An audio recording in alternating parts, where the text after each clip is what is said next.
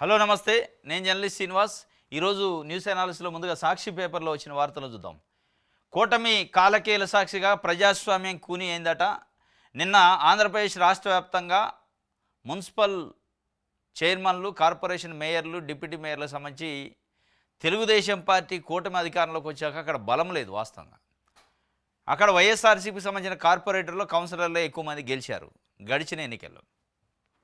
కానీ ఎట్టి పరిస్థితుల్లో తెలుగుదేశం పార్టీ అభ్యర్థినే మేయరు, డిప్యూటీ మేయర్ చేయాలని ఒక ఆకాంక్షతోని మొత్తం ప్రజాస్వామ్యం గొంతు నిలిమే ప్రయత్నం తెలుగుదేశం పార్టీ కూటమి చేసింది. దాంట్లో భాగంగానే ఒక వార్త, మున్సిపల్ ఉప ఎన్నికల్లో అధికార మదంతో అరాచక పర్వం, బలం లేకపోయినా బరిలోకి దిగి కార్పొరేషన్లు, మున్సిపాలిటీల్లో పాగా కుయుక్తులు, వైఎస్ఆర్సీపీ కార్పొరేటర్ల బస్సు అద్దాలను పాల్గొడుతున్నాడు కూటమి గూండా. తిరుపతిలో వైఎస్ఆర్సీపీ కార్పొరేటర్లను కిడ్నాప్ చేసి కారులో తీసుకెళ్తున్న కూటమి గుండాలు డిప్యూటీ మేయర్ ఎన్నిక నిష్పాక్షికంగా జరిగేలా చూడండి వాళ్ళు హైకోర్టుకు కూడా పోయారు. హైకోర్టు ఆదేశం జారీ చేసింది. తిరుపతి డిప్యూటీ మేయర్ ఎన్నికల్లో తాలిబాన్ల తరహాలో కూటమి గుండాలు విధ్వంసకాండ. ఆదివారం అర్ధరాత్రి నుంచి సోమవారం మధ్యాహ్నం వరకు స్వైర విహారం. వైఎస్ఆర్సీపీ కార్పొరేటర్ల బస్సును అడ్డుకున్నారట రౌడీ ముఖలు. ఇది సరే, ఆడ ప్రజాస్వామ్యాన్ని కూని చేశారంటే స్పష్టంగా కనపడుతుంది. వాళ్ళకి బలం లేదు, కూటమికి కౌన్సిలర్లు లేరు, కార్పొరేటర్లు లేరు. అయినప్పటికీ అక్కడ మేయరో, డిప్యూటీ మేయరో జెండా ఎగరేయాలని ప్రయత్నం చేస్తున్నారు. అంటే ఇది అధికారమే పరవది. ఇక్కడ ఏమవుతుందంటే ఏ రాజకీయ పార్టీ అయినా అధికారంలో ఉన్నప్పుడు ప్రజాస్వామ్యం గుర్తురాదు. అధికారం పోయాక ప్రతిపక్షంలో ఉంటే ప్రజాస్వామ్యం కూని అయింది అని అంటారు. తెలుగుదేశం పార్టీ, చంద్రబాబు నాయుడు గారు తెలుగుదేశం పార్టీకి భజన చేసే మీడియాలు జగన్మోహన్ రెడ్డి 5 సంవత్సరాల పాటు అధికారంలో ఉన్నప్పుడు ప్రతిరోజు ప్రజాస్వామ్యం కూని అవుతుంది, ప్రజాస్వామ్యాన్ని అపహాస్యం చేస్తాడు జగన్మోహన్ రెడ్డి అన్నారు. మరి ఇవాళ మీరు చేస్తుంది ఏంది? ఆయన చేసిండు బాగానే ఉంది అనుకోండి. అంటే మీరు ప్రతిపక్షంలో ఉన్నప్పుడు ప్రజాస్వామ్యం, ఇప్పుడేమి స్వామ్యం అంటారు దీన్ని? అధికార పక్ష స్వామ్యమా? ఏమంటారు దీన్ని? ఏం ప్రజాస్వామ్యం అంటారు? అధికారం లేకుండా కూడా అనేక సార్లు చంద్రబాబు నాయుడు గారు ప్రెస్ మీట్ పెట్టి ఓకదంపుడు ప్రసంగాలు ఇచ్చేది. దాన్ని తెల్లారే ఈనాడు, ఆంధ్రజ్యోతి పేపరు, టీవీ ఛానల్ కొన్ని పబ్లిష్ చేసే ప్రజాస్వామ్యం కూని అవుతుంది, చంద్రబాబు నాయుడు గారు తపన పడుతుండో కాపాడటానికని. మరి ఇవాళ ఏం కాపాడుతున్నారు? ప్రజాస్వామ్యాన్ని కాపాడటానికి ప్రయత్నం చేస్తున్నారా? ప్రజాస్వామ్యాన్ని కూని చేయడానికి ప్రయత్నం చేశారా? ఇవన్నీ కనపడలేదా కళ్ళకి చంద్రబాబు నాయుడు గారికి? తెలవకనా? లేదంటే ఆయన ఆదేశాల మేరకే జరుగుతున్నాయి అంటే ఇక అట్లా అనుకోవాల్సి వస్తుంది. ఇంకోట వైఎస్ఆర్సీపీ కార్పొరేటర్లో పోతున్న బస్సుని అద్దాలను బాగా గుంజుతుండే బయటికి. ఆయన పశువులా వాళ్ళు మనుషులా? వాళ్ళ కార్పొరేటర్లు ఏదో జంతువులను, వస్తువులను గుంజినట్టు అద్దాలు బాగా గుంజుకునే ప్రయత్నం చేస్తానంటే మరి ప్రజాస్వామ్యం ఎక్కడుంది? ప్రజాస్వామ్యం గురించి 2019 నుంచి 24 మధ్యలో మాట్లాడిన పత్రికలు ఎడిపోయినాయి, నాయకులు ఎడిపోయారు, పార్టీలు ఎడిపోయినాయి. దీంట్లో అతి ముఖ్యంగా ఇలా ఉప ముఖ్యమంత్రిగా ఉన్న పవన్ కళ్యాణ్ గారు కూడా దీనిపైన స్పందించాలి. మేము మార్పు కోసమే రాజకీయాల్లోకి వచ్చినా అంటాడు. రాజకీయాలు నేను పార్టీ పెట్టింది, రాజకీయాలు చేసేది మార్పు కోసం అని చెప్తుండు. మరి ఇదేం మార్పు?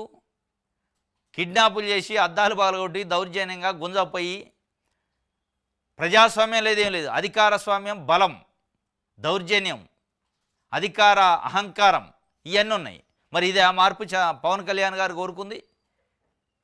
దీనికోసం కాదు కదా మీరు మార్పు అనేది చెప్పింది. అయినా ఇప్పుడు కూటమి జగన్మోహన్ రెడ్డి ఉన్నప్పుడు బట్టలు నొక్కిండు, రాష్ట్రాన్ని శ్రీలంక చేసిండు, అప్పుల పాలైంది, నేనొస్తే ఏదో ఉద్ధరిస్తా అని చంద్రబాబు నాయుడు గారు చెప్పిండు. జనాలు ఓట్లు వేశారు, అధికారంలోకి వచ్చిండు. ఏమవుతుంది? ఏమనుందా? ఇప్పుడు 2 బడ్జెట్లు అయిపోయినాయి. ఒకటి టెంపరీ బడ్జెట్, ఒకటి ఫుల్ బడ్జెట్ని ఇచ్చారు. ఎన్ని కోట్ల రూపాయలు తీసుకొచ్చిండు చంద్రబాబు నాయుడు గారు. ఈ మేయర్లు, డిప్యూటీ మేయర్లు అవి కూడా అదే చేస్తారు. ఏం ఉండదు ఆడ. అలంకారానికి పదవులు ఉంటాయి తప్ప, కారు వస్తుంది, గన్మెన్లు ఉంటే ప్రోటోకాల్ ఉంటుంది తప్ప ఆడ ఇప్పుడు ఉన్నాయని చేసేది లేదు, రేపు వచ్చాయని చేసేది లేదు. ఎందుకంటే కేంద్రం నుంచి రావాల్సిన గ్రాంట్లు కానీ, డబ్బులను కానీ తీసుకొచ్చే ప్రయత్నం చంద్రబాబు నాయుడు గారు చేయట్లే. పూర్తిగా చేతులు ఎత్తేసినట్టు అనిపిస్తుంది. చంద్రబాబు నాయుడు గారు అడావుడి ఢిల్లీ పోవటం రావటం చూసి ఆంధ్రప్రదేశ్లో ఉన్న ప్రజలు, మా ఓటోళ్ళు కూడా ఏదో చేస్తాడు, చంద్రబాబు నాయుడు గారు భాగస్వామి పక్షం ఉంది, చంద్రబాబు నాయుడు గారు మద్దతుతోనే మోడీ ప్రధానమంత్రి అయింది కాబట్టి ఒక 50-60 వేల కోట్లు ఈసారి వస్తాయి అనుకున్నాం. తీరా చూస్తే 5,000 కోట్లు చిల్లరిచ్చిండు. 50 లక్షల కోట్ల రూపాయల బడ్జెట్ పెడితే 5,000 కోట్లు దిక్కులేదు, 0.1%. ఇక ముఖ్యమంత్రి ఆయనకే అది లేకపోతే మీరు డిప్యూటీ మేయర్లు అయినంత మాత్రం అయ్యేది లేదు, ఒరిగేది లేదు, ప్రజలకు ఉపయోగపడే వ్యవహారమే కాదు ఇందులో. అక్కడ మేయరు, డిప్యూటీ మేయరు లేదా వైఎస్ఆర్సీపీ తెలుగుదేశం పార్టీ ఎవరున్నప్పటికీ అసలు ప్రభుత్వం నుంచి రావాల్సినవి వస్తే కదా ప్రజల అభివృద్ధి అయ్యేది, పట్టణాల అభివృద్ధి అయ్యేది. ఇవన్నీ వాళ్ళు రాష్ట్రంలో ప్రజాస్వామ్యానికి పాతరేశారు. మాజీ మంత్రి జోగి రమేష్ ఫైరు. కూటమి అరాచకాలపై స్టేట్ ఎలక్షన్ కమిషన్కి వైఎస్ఆర్సీపీ ఫిర్యాదు చేసింది.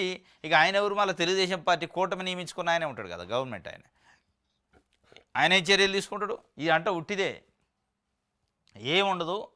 ఇక వాళ్ళు చేయాలనుకున్న వాళ్ళు చేస్తారు, కానీ ఒరిగేదైతే లేదు, ప్రజలకి దీంతో అయ్యేది లేదు, పోయేది లేదు, ఉట్టిదే. ఇంకోటి, చంద్రబాబు నాయుడు గారు ఒక ముద్దు మాట చెప్పిండు, మంచి మాట, అంటే గొప్ప జ్ఞానోదయం అయింది ఆయనకి. ఏంటంటే బడ్జెట్లో ప్రత్యేకంగా రాష్ట్రం పేరు చెప్పక్కర్లేదు. బడ్జెట్లో రాష్ట్రం పేరు చెప్పక్కర్లేదు, రాష్ట్రానికి ₹1 ఇయ్యపైన ఏం కాదు. బడ్జెట్ అద్భుతం. బడ్జెట్లో చంద్రబాబు నాయుడు గారు ప్రాధాన్యత, ప్రభావం కనపడుతుంది. నిధులు వరదొచ్చినాయి. అసలు రాష్ట్రం పేరే ప్రస్తావించకుండా నిధులు వరద ఎక్కడి నుంచి వస్తుంది? రాష్ట్రం పేరు ప్రస్తావించకుండా ఎక్కడి నుంచి వస్తుంది? ఆంధ్రప్రదేశ్ ముఖ్యమంత్రి ఎవరు అంటే నారా చంద్రబాబు నాయుడు గారు అంటారా? పేరు ప్రస్తావించకుండానే ముఖ్యమంత్రి అంటారా? పేరు ప్రస్తావించినా కదా ముఖ్యమంత్రి ఎవరు తెలిసేది.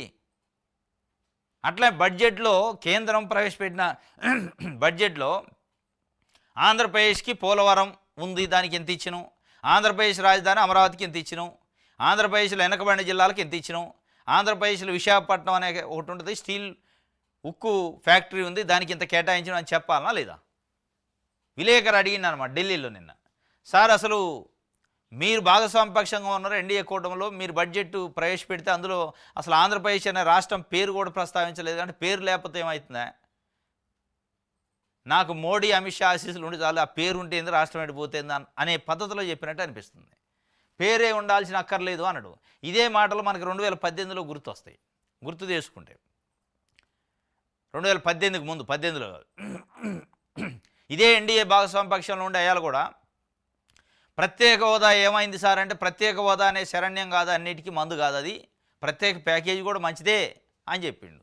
చివరికి 2018కి వచ్చాక ప్రత్యేక హోదా ఇయ్యలే, ప్యాకేజీ ఇయ్యాలి, నన్ను ఉట్టి చేతులతో పంపించారు, ఇక రాండి నల్ల సొక్కాలు వేసుకుందరా అన్నాడు. అందరినీ వేసుకొని పోయిండు, మైకులు పట్టుకొని తిరిగితే దేశం అంతా ఎవడు నమ్మలే, చిత్తు ఓడించారు. మళ్ళీ ఇవాళ అదే చెప్తుండు, బడ్జెట్లో పేరు అవసరం లేదు, ఏది అవసరం లేదు, బహు అద్భుతంగా అహో ఆహా మోడీ, అమిత్ షా మాకు ఫుల్ చేస్తాను అంటాడు. ఇది ఎన్ని రోజులు అంటాడు? 2028 వరకు అంటాడా, 27 ఎప్పటి వరకు అంటారని ఇక మనకి భవిష్యత్తు చెప్పాలి. ఇది ఆయన చెబుతూ, కేంద్రం ఇచ్చే చేయుతను అందుకుంటే దేశంలో నెంబర్ 1 స్టేట్గా చేసుకోవచ్చు, కానీ చేయుత ఇస్తే కదా. కేంద్రం ఇచ్చే చేయుత అంటే నిధులు తెచ్చుకుంటే, అందుకుంటే దేశంలో నెంబర్ 1గా ఉండొచ్చు. అందుకోవడం కూడా రెడీగా ఉన్నారు ప్రజలు, కానీ ఆ నుంచి తెచ్చేటోడు అందుకోవడానికి ఏముంది? ఇస్తంటే అందుకుంటానికి బరువు అవుతున్నది. కేంద్రం డబ్బులు ఇస్తే 1,00,000 కోట్లు ఇచ్చినా ఇప్పుడు ఏపీలో ఉన్న 5 కోట్ల మంది ప్రజలు రెడీగా ఉండరు తలా ఒక చేయి వేసి అందుకోవడానికి. ఒకవేళ మీకు చేయి రాకపోయినా కానీ అందుకోవాలంటే అవతలోడు ఇవ్వాలి కదా. లిక్కర్ స్కామ్ దేశ చరిత్రలో అతి దారుణమైన కుంభకోణం. కమ్యూనిజం అయిపోయిందట, ఇప్పుడంతా టూరిజం మాత్రమే ఉందట. అయిపోయింది, కమ్యూనిజం అయిపోయిందట, ఇక టూరిజమే ఉందట. ఎట్టడి చెప్తున్నారు కమ్యూనిజం అయిపోయిందని? అంటే ఇక మీరు గెలిచారు కాబట్టి కమ్యూనిజం లేదుగా. ఇదే చంద్రబాబు నాయుడు గారు మళ్ళీ రేపు ఒకవేళ ఓటంపాలు అయితే మళ్ళీ అదే కమ్యూనిస్టులు పిలుచుకొని పోతూ పెట్టుకుంటాడు. 2009లో మనం చూసినాం. 2004లో రాజశేఖర రెడ్డి ముఖ్యమంత్రి అయిన తర్వాత 2004లో కమ్యూనిస్టు పార్టీతో పొత్తు పెట్టుకొని కాంగ్రెస్ పార్టీ అధికారంలోకి వచ్చింది, రాజశేఖర రెడ్డి గారు ముఖ్యమంత్రి అయింది. 2009 వచ్చేటప్పటికి మళ్ళీ అదే కమ్యూనిస్టుల దగ్గర పిలుచుకొని జొజరు కొట్టి పొత్తు పెట్టుకుంటూ చంద్రబాబు నాయుడు గారు మహాకూటమి అని. ఇవాళ కమ్యూనిజం అయిపోయింది అంటాడు. ఇప్పుడు అయిపోద్ది, అధికారంలో ఉండగా సీట్లో కూర్చుండగా కాబట్టి ఏం అర్థం కావట్లే. రేపు మళ్ళీ అటు ఇటు తేడా వచ్చిందనుక కమ్యూనిస్టులు ఈ దేశానికి కావాల్సిన వాళ్ళు బీజేపీ ఎవరా అన్న ఆశ్చర్యం లేదు. ఇక ఆయన చెప్తుండు కమ్యూనిజం అయిపోయింది, ఇంకా మనం ఇక టూరిజం చేసుకోవాలంటాడు. అభిమాన జనసందోహాన్ని ఆప్యాయంగా పలకరిస్తూ జగన్మోహన్ రెడ్డి నిన్న విదేశీ పర్యటన అనంతరం రాష్ట్రానికి చేరుకున్నాడు. మాజీ ముఖ్యమంత్రి వైఎస్ఆర్సీపీ అధ్యక్షుడు వైఎస్ జగన్మోహన్ రెడ్డి, ఆయన అభిమానులు, పార్టీ కార్యకర్తలు అందరూ కూడా గన్నవరం ఎయిర్పోర్టుకు పోయి స్వాగతం పలికారు. పెద్ద ఎత్తున అభిమానులు, కార్యకర్తలు పలికారు. కూటమి ప్రభుత్వం బనాయించిన అక్రమ కేసుల్లో అరెస్ట్ అయి ఇటీవల జైలు నుంచి విడుదలైన మాజీ ఎంపీ నందిగామ సురేష్ను వైఎస్ జగన్ ఆప్యాయంగా పలకరించారు. ఇది వైఎస్ జగన్ ప్లస్ నందిగామ మాజీ ఎంపీ చాలా రోజుల పాటు జైల్లో రిలీజ్ అయ్యి వచ్చిండు బెయిల్ పైన. ఇక జగన్మోహన్ రెడ్డి గారు ఫారెన్ నుంచి వస్తూ రావడంతోనే ఆయన్ని పరామర్శించి దాని తర్వాత వేరే తాడేపల్లిలో ఒక మ్యారేజ్కి కూడా అటెండ్ దానికి సంబంధించి అభిమాన జనసందోహానికి ఆప్యాయంగా పలకరిస్తుండు. అంటే పెద్ద ఎత్తున పబ్లిక్ అయితే అక్కడికి వచ్చారట. దీనికి సంబంధించిన ఒక వార్త ఇచ్చారు. ఇంకోటి సూపర్ 6లో ఎన్ని పథకాలు అమలు చేశారు చంద్రబాబును ప్రశ్నించిన ఆమ్ ఆద్మీ పార్టీ. నిన్న ఢిల్లీలో పోయిండు. మొన్న సండే రోజు ఈవినింగ్ ఢిల్లీలో ప్రచారం చేసిండు చంద్రబాబు నాయుడు గారు. ఆయన ఏమంటే కొంతమంది ఎంపీలను వేసుకొని పోయి నేను ఫుల్లుగా చేస్తున్నా, బీజేపీ జెండానే శరణ్యం, ఈ దేశానికి ఢిల్లీ డబుల్ ఇంజన్ సర్కార్ రావాలి, అద్భుతమైన అభివృద్ధి చెందిద్ది, కేజ్రీవాల్ ఏం చేసిండు అని చెప్పి ఒక రకంగా మాట్లాడండి. వాళ్ళు నిన్ను అడిగారు అసలు నువ్వు ఇచ్చిన సూపర్ 6 సంగతి ఏందో, అవి ఎన్ని అమలు చేసినావు అంటే ఆన్సర్ లేదు. ఎన్ని చేసిండు? ఒక పెన్షన్ పెంచిండు తప్ప మిగతా అన్నీ ఉట్టిదే. ఈడ గగ్గోలు పెడుతున్నారు జనాలు. నువ్వు ఇచ్చిన సూపర్ 6 ఇస్తే ఇచ్చిన ఇవ్వకపోతే ఇవ్వపోయిన పని జగన్మోహన్ రెడ్డి ఇచ్చిన నవరత్నాలన్నీ అని రోడ్ల మీదకి వచ్చే పరిస్థితికి వచ్చింది జనాలు. కానీ అక్కడ పోయి ఏం చెబుతాను, నేను అద్భుతమైన పరిపాలన చేస్తాను మోడీ సహకారంతో అంటున్నాను. మరి ఏం పరిపాలన చేస్తున్నావు అని ఆయన అడిగి అసలు నువ్వు ఇచ్చిన సూపర్ 6లో ఎన్ని పథకాలు అమలు చేసినావు చెప్పు నాయన అని ఆమ్ ఆద్మీ పార్టీ కన్వీనరు వాళ్ళు ఆమ్ ఆద్మీ పార్టీకి సంబంధించిన బాధ్యులు అడిగిన పరిస్థితులు. ఏడాదిలో మీ రాష్ట్రానికి ఏం తీసుకొచ్చారు, ఎంత అభివృద్ధి చేశారని నిలదీశారు. ఆంధ్రప్రదేశ్ ప్రజలకి సూపర్ 6 పథకాల పేరుతో హామీలు ఇచ్చిన చంద్రబాబు ఎన్ని పథకాలు అమలు చేశారని ఆమ్ ఆద్మీ పార్టీ తెలంగాణ కన్వీనర్ దిడ్డి సుధాకర్ ప్రశ్నించారు. ఢిల్లీలో ఎన్నికల ప్రచారంలో భాగంగా ఆప్ జాతీయ కన్వీనర్ కేజ్రీవాల్పై ఆరోపణలు చేసిన చంద్రబాబు ముందు తన సొంత రాష్ట్రంలో పరిస్థితులపై దృష్టి సారించాలన్నారు. సోమవారం ఢిల్లీలోని తెలంగాణ భవన్లో మీడియాతో మాట్లాడుతూ ఏడాదిలో మీ రాష్ట్రానికి ఏం తీసుకొచ్చారు, ఎంత అభివృద్ధి చేశారు, మోడీ మోడీ అంటున్నావు కదా అక్కడ నుంచి ఎంత చేసినావు అని డైరెక్ట్గా అడిగిండు దిడ్డి సుధాకర్. వాస్తవం ఇది ఒక వార్త. అయితే ఇంకోటి వాలంటీర్ల గురించి, వాలంటీర్ల కోసం సవిధనవుతా కూటమి ప్రభుత్వం వారిని విధుల్లోకి తీసుకోకుండా వేధింపులు, సర్కార్ తీరును నిరసిస్తూ యువకుడి ఆత్మహత్యాయత్నం, ఒంటిపై పెట్రోల్ పోసుకొని లైటర్తో నిప్పంటించుకుంటుండగా అడ్డుకున్న పోలీసులు. విజయవాడ అంబేద్కర్ స్మృతి వనం వద్ద ఘటన జరిగిందట. ఇది ఎన్టీఆర్ జిల్లా అట అవుతుంది. ఎన్టీఆర్ జిల్లా ఇబ్రహీంపట్నానికి చెందిన నక్కా వాసు అట ఒంటిపై పెట్రోల్ పోసుకొని లైటర్తో నిప్పంటించుకుంటుంటే అక్కడే విధుల్లో ఉన్న సూర్యారావుపేట సిఐ అబ్దుల్ అలీ షేక్ అడ్డుకున్నాడట. విజయవాడ ఎన్టీఆర్ జిల్లా ఇబ్రహీంపట్నం ప్రాంతానికి చెందినట నక్కా వాసు అట. వాళ్ళు ఏదో చికెన్ కొట్టు నడుపుతారట, వాళ్ళ నాన్న దగ్గర పని చేస్తాడట. ఈ వాలంటరీ వ్యవస్థ ఎప్పుడైతే జగన్మోహన్ రెడ్డి పెట్టి ఇండ్లకి వెళ్ళి పెన్షన్లు పంపిణీ చేయటం, అనేక రకాల ప్రజలకి కావాల్సిన సర్వీసుల్ని వాళ్ళు ఇళ్ల దగ్గరకు చేయటంతో ఈ వాలంటరీ వ్యవస్థకి ఆయన ఫ్యాన్ అయిపోయిండు. దానికి ఆకర్షితుడయ్యి అప్పటి నుంచి దాన్ని ఫాలో అవుతుండు. ఒక్కసారి 2,61,000 మంది వాలంటీర్లని తీసేస్తాను అని చెప్పి చంద్రబాబు నాయుడు గారు ప్రభుత్వం చెప్పటం, అసలు ఆ వ్యవస్థే లేదు, పుట్టిన బిడ్డకి పేరు ఎట్లా పెడతామని చెప్పటం, ఎన్నికల సమయంలో 5,000 కాదు నేను 10,000 ఇస్తాను చంద్రబాబు నాయుడు గారు చెప్పటం, దాని తర్వాత ఇట్లా మాట మార్చడం జరిగింది. ఇది తీవ్రమైన అన్యాయం జరిగింది వాలంటీర్కి. వాలంటీర్ వ్యవస్థ అవసరం ప్రజల కోసం అని చెప్పి ఆయన రోడ్డు మీదకి వచ్చి పెట్రోల్ పోసుకుంటాట. ఇగో ఇతను పెట్రోల్ పోసుకొని నిప్పట్టించుకోవడానికి చూస్తుంటే సిఐ అక్కడ అందుబాటులో ఉండి కాపాడండి, లేదా చనిపోయేటోడే. ఈ నిప్పు కావాలి కనువిప్పు, వాలంటీర్లు అన్న కరోనా కాలంలో గడప గడప చెప్పావు, గడప గడపకు ఎక్కావు, 5 కోట్ల ప్రజల కోసం ప్రాణమే పణంగా పెట్టావు. అలాంటి నిన్ను కూటమి ప్రభుత్వం నడి రోడ్డు పాలు చేసింది. ఇది నా ఆవేదన నిప్పు, ఇది నా ఆవేదన నిప్పు, కూటమికి కావాలి కనువిప్పు అని. ఇది నా ఆవేదన నిప్పు, కూటమికి కావాలి ఇది కనువిప్పు అని ఓ ఫ్లెక్సీ రాసుకుండు. కరోనా కాలంలో గడప గడప ఎక్కి ప్రాణాల మీదకి తెచ్చుకొని కూడా మీరు పనిచేశారు.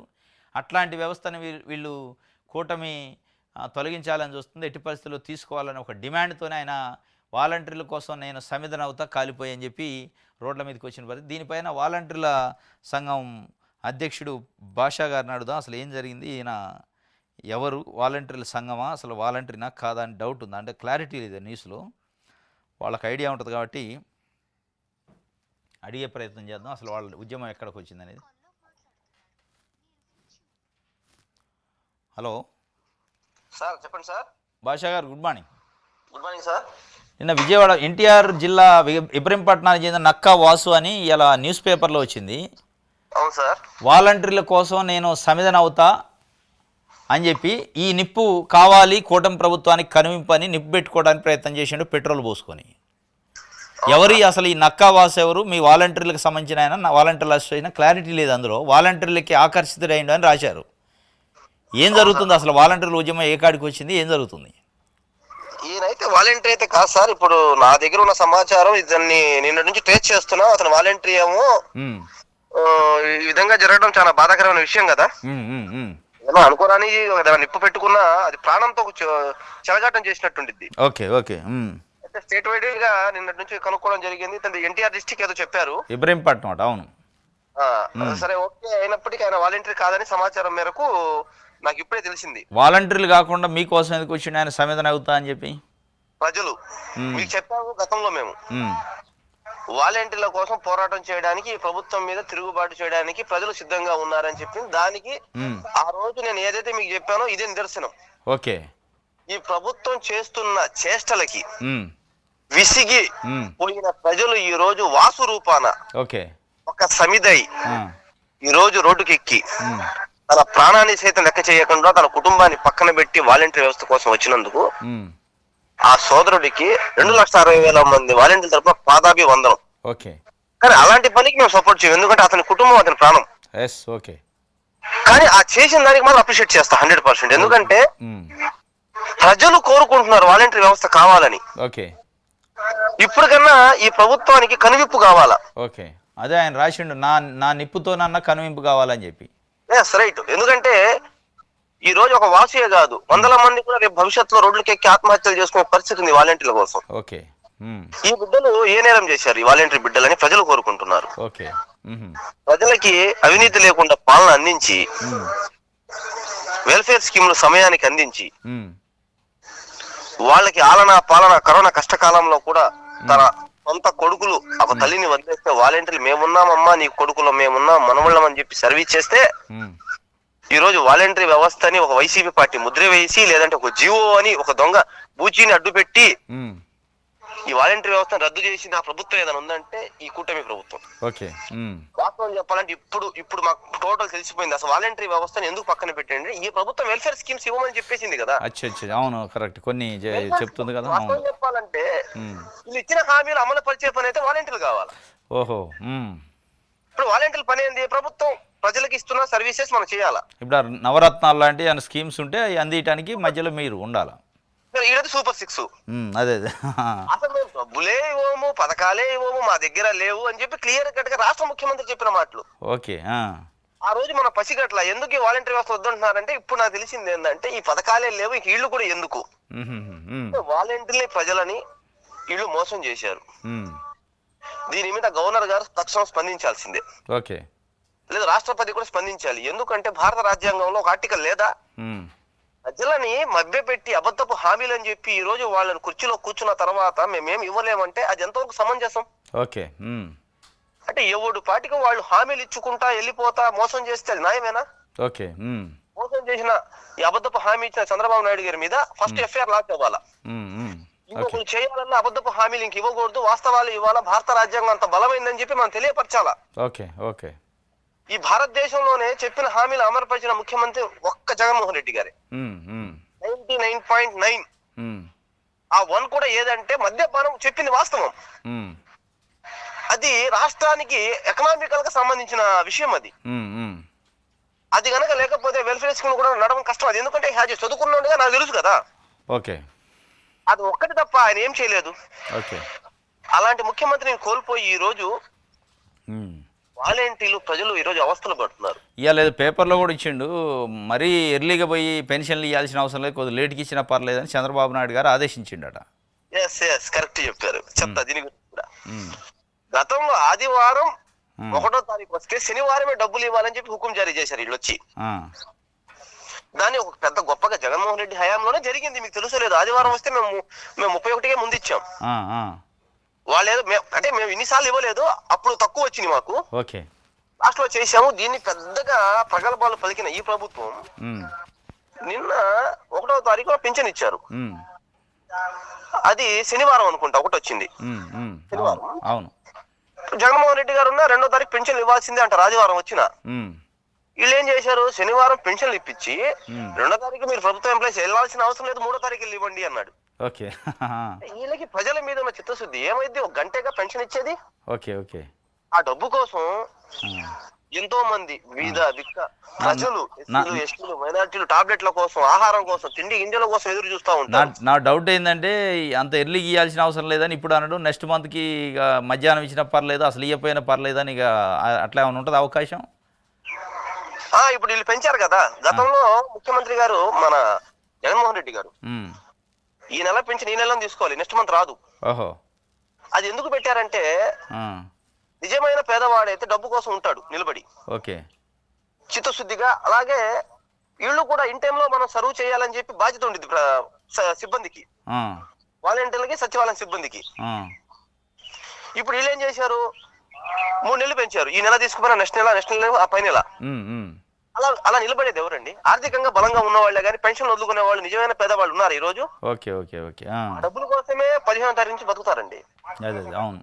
ఒకటెప్పుడు వచ్చిద్దని. సరే, అల్టిమేట్ గా ఏంది మీ భవిష్యత్తు కార్యాచరణ? 100% ఈ నెల 17వ తారీఖు విజయవాడలో ఆమరణ నిరాహార దీక్షకి పిలుపునిచ్చున్నారు. అది మీ నోటీస్కి వచ్చిందో రాలేదో నాకు తెలియదు. దానికి పోలీస్ వ్యవస్థను అడ్డు పెట్టుకుని ఏం చేయబోతున్నారు అనేది మాకు కూడా ఇంకా అర్థం కాలేదు. ఎక్కడ ఆమరణ దీక్ష? అన్ని జిల్లాల్లోనా? విజయవాడలోనే. ఓన్లీ విజయవాడ క్యాపిటల్లో పెడుతున్నాము. ధర్నా చౌక్ లో పెట్టాలా లేదంటే ఇంకొక పాయింట్ చూడాలని చెప్పి దాని మీద బేస్ నడుస్తుంది. పర్మిషన్ పెట్టుకున్నా? పర్మిషన్ పెట్టాము, ఇంకా వాళ్ళు ఇవ్వలేదు. ఆ టైంలో క్యాన్సిల్ చేస్తారా లేదంటే బలవంతంగా కూర్చున్న పికప్ చేస్తారా? సరే, వాళ్ళ పని వాళ్ళదే, మన పని మందే. ఆమరణ నిరాహార దీక్ష ఈ నెల 17. ఈ నెల 17. Okay okay okay. విజయవాడలో చేయబోతున్నాం. ఓకే. వాలంటీర్లు మొత్తం ఐకమత్యంగా ఉండబోతున్నాం. ఓకే. కానీ ఈ ప్రభుత్వాన్ని ఇప్పుడు కన్నా కనువిప్పు కావాలా, not only Vasu. Okay okay okay. ఒకసారి ఈ ప్రజలను ఎంత దుర్మార్గంగా మోసం చేశారంటే, నాకు తెలిసి చంద్రబాబు నాయుడు గారి మీద ఫస్ట్ రాష్ట్రపతికి ప్రపోజల్ పెట్టి చంద్రబాబు నాయుడు గారి మీద ఎఫ్ఐఆర్ లాంచ్ చేయాలి. ఓకే. 5 కోట్ల ప్రజలని మోసం చేసిన వ్యక్తిగా ఒక స్కీమ్ అయితే ఏదో ఆపుకోవచ్చు, అసలు ఈ స్కీములే ఇవ్వలేనని చెప్పడం ఎంత దుర్మార్గం. Okay okay. వాలంటీర్లు కాదని చెప్పియడం, ఆయన చెప్పకుండా చెప్పియడం వాళ్ళ వందేమా గదులతో. ఓకే. ఇలాంటి ముఖ్యమంత్రిని ఓకే రాష్ట్ర ప్రజలు చప్పులతో డప్పులతో తరిమి కొట్టే రోజులు అతి తొందరలో ఉన్నాయి. ఓకే, థ్యాంక్ యూ భాషా గారు.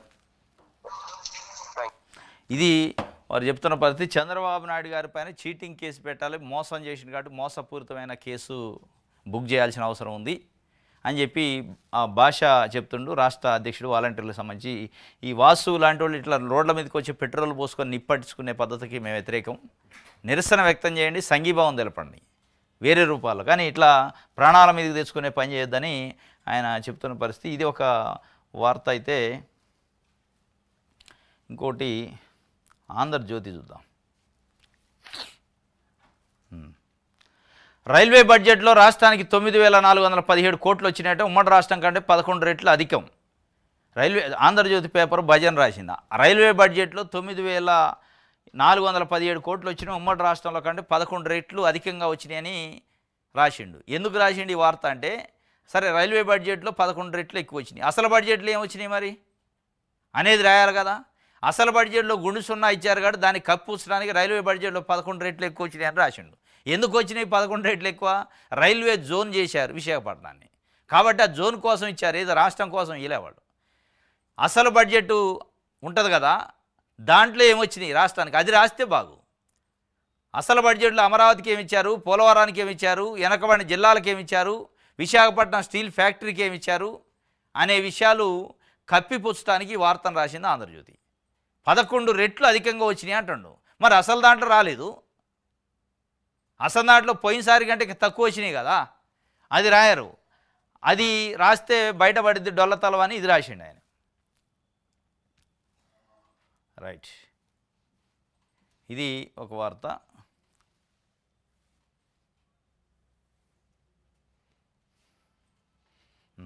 అసెంబ్లీకి రాకుంటే జగన్ సభ్యత్వం ఆటోమేటిక్గా రద్దు, సునీల్ని ఎందుకు సస్పెండ్ చేయట్లేదు, బాధితుడిగా ప్రశ్నించే హక్కు నాకుంది.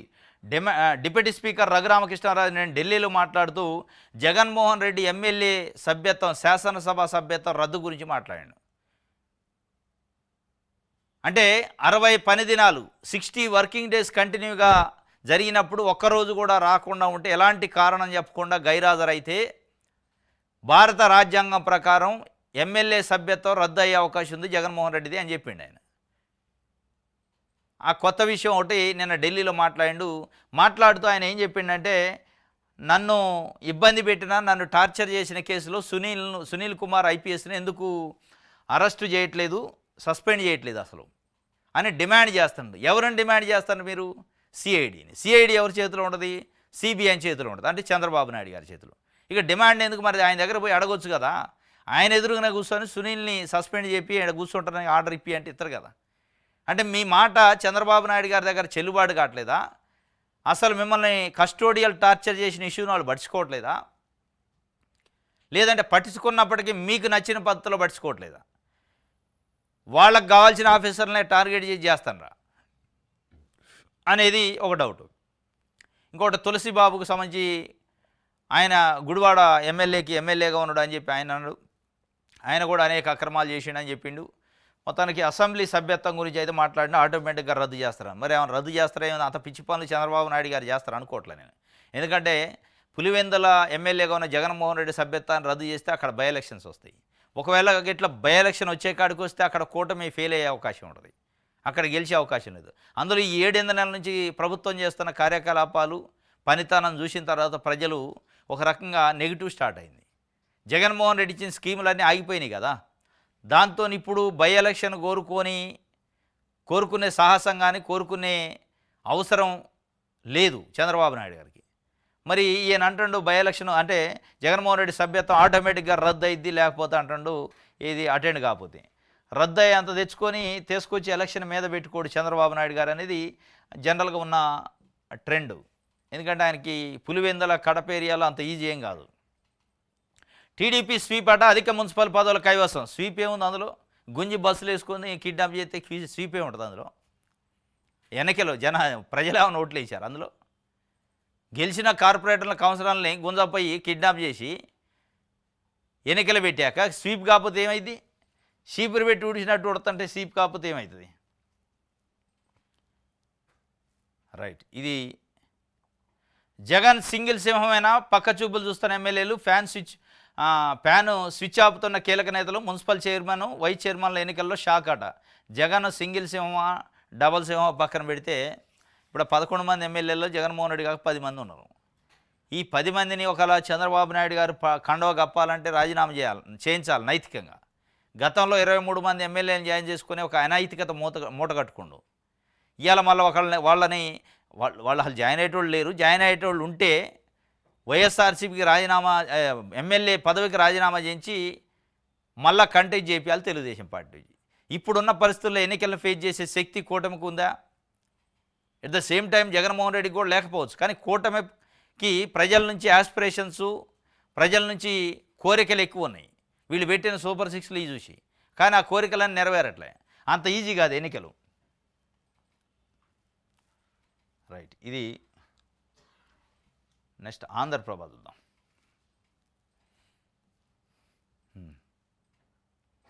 అంత పొద్దుటే పెన్షన్లు ఎందుకు ఇస్తున్నారు? ఉదయం 7 గంటల నుంచి ప్రారంభించడం చాలు, అనవసరపు నిబంధనలతో ఉద్యోగులను ఇబ్బంది పెట్టక్కర్లేదు.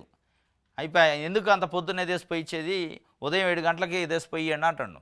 మరి ఈ నెల ఉదయం 7 గంటలకు అంటుండు, వచ్చే నెల 10 గంటలకు కానీ చిన్నగా అసలు ఇంటికి తీసిపోయి ఇచ్చే కార్యక్రమాన్ని ఎత్తేసే కార్యక్రమం ఏమన్నది తెలియదు. కానీ ఇది ఒక వార్త. ప్రైవేట్ స్కూళ్ళకు గుర్తింపు గడువు 10 ఏళ్లకు పెంపు. మంత్రి నారా లోకేష్ ప్రకటన. క్యాంపస్ ప్రొటెక్షన్ యాక్టు తీసుకురావాలని ప్రైవేట్ స్కూల్స్ అసోసియేషన్ ప్రతినిధులు మంత్రికి విజ్ఞప్తి చేశారట. నారా లోకేష్ గారు రివ్యూ పెట్టిండు. ప్రైవేటు పాఠశాల గడువు 10 ఏళ్లకు పెంచిండట. ప్రైవేట్ స్కూల్స్ అసోసియేషన్ ప్రతినిధులతో మంత్రి నారా లోకేష్ వీళ్ళంతా ప్రతినిధులట. అందులో ఎమ్మెల్సీ అశోక్ బాబు కూడా ఉండు. ఇక 5 ఏళ్ళు కాదు 10 ఏళ్ళట. 10 ఏళ్ల పాటుగా వాళ్ళు అడ్డం వచ్చినట్టు దిడ్డంగా దోపిడీ చేసుకోవచ్చు. మరి ఇందులో నారాయణ శ్రీ చైతన్య కాలేజీలు ఉన్నాయట, ఐలివ్ మళ్ళా చిన్న ప్రైవేట్ స్కూళ్ళు. ఇప్పుడు మీరు రివ్యూ చేయాల్సింది వీళ్లతోని కాదు, సమీక్ష చేయాల్సింది, మీటింగ్ పెట్టాల్సింది వీళ్లతోని కాదు. ప్రైవేట్ స్కూల్ యాజమాన్యంతో పెట్టారు కదా, ప్రైవేట్ స్కూల్లో పిల్లలు చదివిస్తున్న పేరెంట్స్తో పెట్టండి మీటింగ్. ఇంక్లూడింగ్ నారాయణ చైతన్య కాలేజీలు స్కూళ్ళలో చదువుతున్న పేరెంట్స్తో కూడా మీరు మీటింగ్ పెడితే వీళ్ళు చేస్తున్న దోపిడీ ఏంది, వీళ్ళు చేస్తున్న అరాచకం ఏంది, నారాయణ చైతన్య అనేది బయటపడింది. దాని మీద మీరు సమీక్ష చేయాలి తప్ప ప్రైవేట్ స్కూల్లో క్యాంపస్ ప్రొటెక్షన్ తేవాలి అంటే ఎవరు వచ్చి అధిక ఫీజులు గుంజినా కానీ ఏమనొద్దనే దాని అర్థం ఏంది? వాళ్ళు గుంజుతున్న ఫీజులు ముఖ్యంగా నారాయణ చైతన్య నిజంగానే మీకు కమిట్మెంట్ ఉంటే నారాయణ చైతన్య స్కూళ్ళల్లో చదువుతున్న పిల్లల పేరెంట్స్ని పిలుచుకొని మాట్లాడంటే తెలుస్తుంది ఏ రకమైన దోపిడీ జరుగుతుందో, అసలు వాళ్ళకి పర్మిషన్ ఇవ్వచ్చా ఇవ్వకూడదు అనేది కూడా తెలుస్తుంది.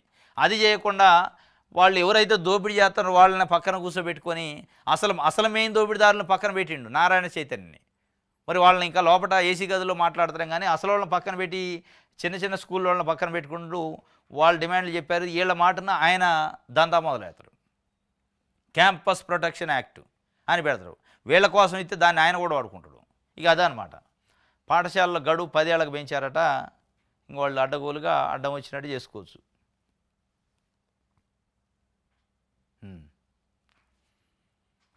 విశాలాంధ్ర దెబ్బతిన్నాం ఆదుకోండి. ఆర్థిక సంఘం చైర్మన్ అరవింద్ పనగారియాకు చంద్రబాబు విజ్ఞప్తి చేసిండట. దెబ్బతిన్నాం ఆదుకోండి అని ఆయన కాడికి పోయి చెప్తే ఏం చెప్తారు? మోడీ కాడికి పోవాలి డైరెక్టు. ప్రధానమంత్రిని మోడీని ఇలా నిలబెట్టింది మీరు. ఆయన ప్రధానమంత్రి కుర్చీలో కూర్చుంటే చంద్రబాబు నాయుడు గారి కారణం. ఇవన్నీ పబ్లిసిటీ కోసం తప్ప నిజంగానే మీకు దెబ్బతిన్నాం మనం ఆదుకోవాలి కేంద్ర ప్రభుత్వం అని చిత్తశుద్ధి ఉంటే కేంద్ర ప్రభుత్వానికి హెడ్ ఎవరు? ప్రధానమంత్రి నరేంద్ర మోడీ. ఆయన దగ్గర పోయి ఆయన డిమాండ్ చేయండి, ఆదుకోండి అనండి. ఈ ఆర్థిక సంఘం చైర్మను నీతి ఆయోగ్ చైర్మన్ కాడికి పోతే ఏమవుద్ది? అసలు ఇవ్వాల్సిన ఆయన ఇస్తే కదా వీళ్ళు ఇచ్చేది. ఇది నేను ఢిల్లీలో చెప్తుండే దెబ్బతిన్నాం ఆదుకోండి అంటే సర్లే అంటాడు ఆయన. అధ్యక్షపై పక్కన పెడతాడు. ఇవ్వాల్సిన ఆయనకు అడిగిపోవాలి. మందు జబ్బు ఒకటి అయితే మందు ఒకటి అయితే తగ్గుతుంది. సిపిఎం రాష్ట్ర కార్యదర్శిగా శ్రీనివాసరావు అట మరొకసారి గతంలో 2021లో ఎన్నికైంది ఒకసారి, మళ్ళీ సెకండ్ టైం అనుకుంటా సిపిఎం రాష్ట్ర కార్యదర్శిగా నిన్న మహాసభలో జరిగిన దాంట్లో ఎన్నుకున్నారు. ఆయన్ని వి శ్రీనివాసరావు సెకండ్ టైం అయింది ఆయన. రైట్, ఇది విషయాలు. ఇది ఈరోజు న్యూస్ అనాలిసిస్. రేపు తాజా వార్తలతో తిరిగి కలుసుకుందాం. Thank you.